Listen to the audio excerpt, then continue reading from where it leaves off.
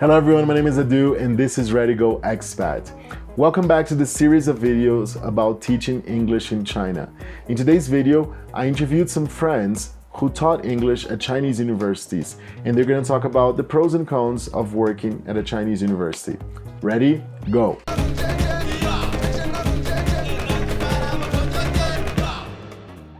So teaching in China is fun. I have taught in a variety of settings. So I've taught in a training center, so I taught little kids, but I also, in the last couple of years, taught university level students. And it's fun for two reasons. One is that I feel that the Chinese students, compared to students that I have taught in the UK, they are really well behaved. They will do their homework and they will try really hard to follow your class, and they will take it to a very serious extent. Like for them, doing their duty is something very important. And secondly, there is this element of, and I'm sure many teachers will agree with me, this element of like almost being on a live show. So teaching in a university is, you're an actor, and the students really participate, laugh, clap, and there's a really nice alive atmosphere in class that allows for a very special connection to be created with your students. So I think I was working first in a school and now I'm at the university. And I mean, the schedules are very nice because you have free weekends. I think the students are very nice. Before I was working with children, and it's a lot of energy you put into that. But with university students, you know, they are a little bit like, I mean, I still have to scream at them sometimes because they still go on their phone and stuff like that. But it's just a different vibe. Like you can have a conversation, you can establish a connection.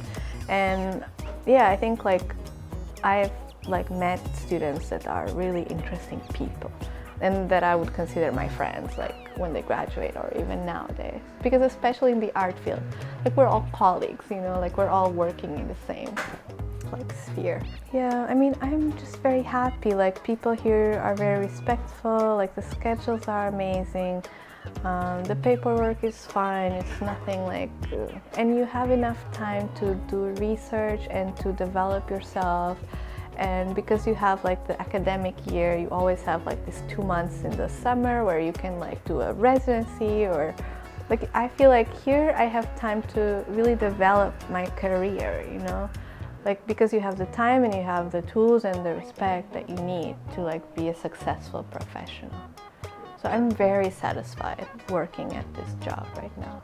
The good thing is that the students, they respect you, they obey, they are more obedient. So if you ask for homework, they do the homework, they accomplish the tasks you give them. So you can see the results better because yes, it's like they cooperate more and they respect you. They don't criticize or judge you. So I think this is the good thing. But the bad thing is that I feel here that I'm very useful. I think that I feel useful here in China. In the university, yes, you feel somehow isolated, but on the other hand, you feel free because you don't have any boss controlling or checking you what you're doing. So you can learn a lot by yourself. You can test the things you want to do, and if you fail, you just correct and keep going. I mean, I feel a lot free here. Well, it's amazing. I teach photography and design, and there's a big shock when you come to teach in China. First, the English level is low, which takes about 2 or 3 months for us to find a way to communicate with the students. But then when you find that gasp where you can squeeze in, you find two amazing things. Chinese students are with a very high IQ level, mainly because of the geomatics writing system. They do have a very bigger IQ than the Europeans or African students that I taught, even in America. And they have amazing working habits. You ask them to do something and they do it. Then we have a crash on creativity. Basically, when you teach hard, the hard system here is basing on copying the masters, like it was in Europe in the 16th century. So they find it difficult to get something out of themselves because they took all the education system learning how to copy the masters. But it's very challenging, and that's what I think we are here. Otherwise, we are not needed here. So the challenge is the one that made me decide to stay here, to know that I could contribute with something new. What are the challenges, especially for the college students? There's a lot of talent here, fighting for a limited amount of jobs. The need and the job being a foundation for families for starting your own family. A lot of the Chinese are very family-oriented. A lot of my college students, their dreams and fears were all around, can I get a good job, to get married, to have a child. They were all very focused on what they needed to do to begin their own families and to be in a position to take care of their parents when their parents weren't able to work. So you could definitely, through teaching, I think I was able to see how they prioritize life. There's a whole thing about money, but a lot of the times the money is about, I gotta take care of people.